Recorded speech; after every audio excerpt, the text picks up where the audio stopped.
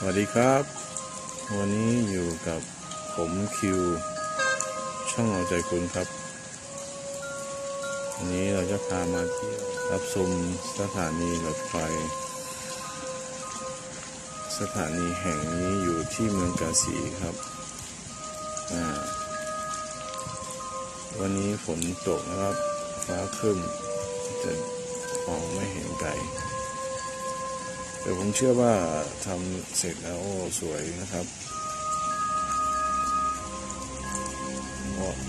รอบๆนี้ก็จะมีภูเขาเต็มไปด้วยครับ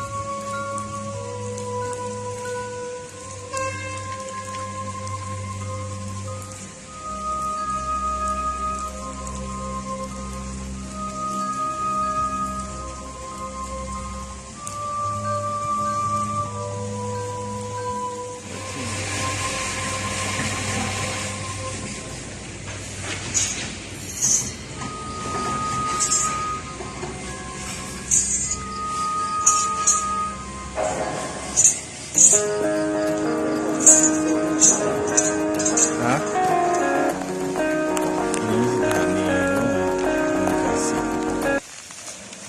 กำลังเห็ดบุกเบิกนะคือว่าแล้วไป 80%วันนี้ฝนตกรถโฟก็เลยเห็นเนี่ย